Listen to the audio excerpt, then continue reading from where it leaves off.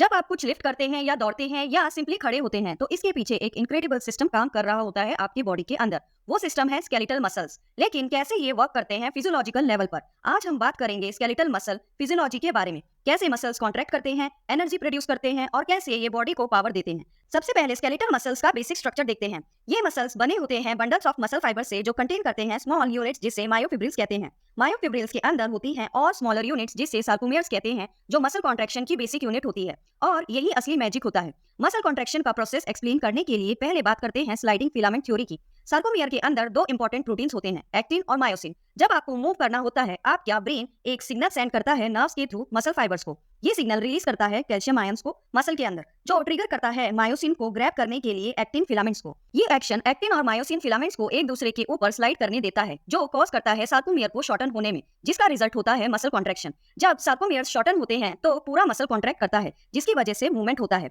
और इस कॉन्ट्रैक्शन के लिए एनर्जी कैसे आती है? एटीपी यानी एडेनिसिन ट्राइफॉस्फेट एनर्जी करेंसी है सेल की। जब मायोसिन फिलामेंट्स एक्टिन को पुल करते हैं, एटीपी उन्हें एनर्जी प्रोवाइड करता है ताकि रिलीज हो और रीसेट हो अगले पुल के लिए।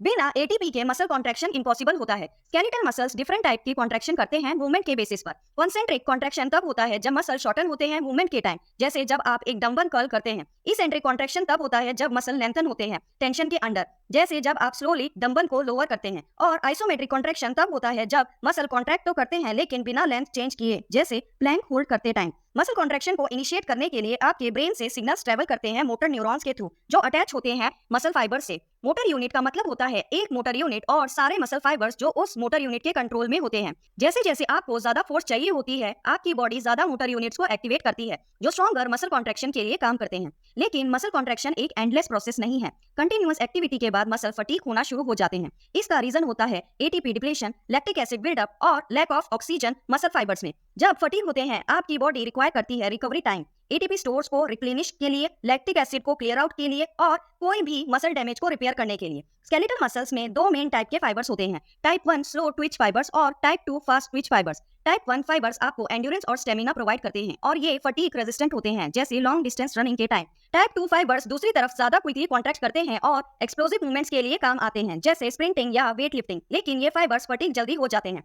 स्केलेटल मसल फिजियोलॉजी सिर्फ एक्सरसाइज के लिए नहीं बल्कि एवरीडे एक्टिविटीज के लिए भी क्रूशियल होता है। मसल्स आपको मेंटेन करते हैं पोस्चर, बैलेंस और यहाँ तक कि शिवरिंग के टाइम हीट जनरेशन के थ्रू। आपका मेटाबॉलिज्म भी स्केलेटल मसल्स पे डिपेंड करता है। ज्यादा मसल मास का मतलब होता है ज्यादा कैलोरीज बर्न। रेस्ट पर भी स्केलेटल मसल्स को स्ट्रॉन्ग और हेल्दी रखना बहुत इंपॉर्टेंट है ओवरऑल हेल्थ के लिए। Proper exercise specially strengthening training help करती है आपके मसल्स को बिल्ड और मेंटेन करने में। इसके साथ ही प्रोटीन रिच डाइट, हाइड्रेशन और रेस्ट इक्वली इंपॉर्टेंट होता है।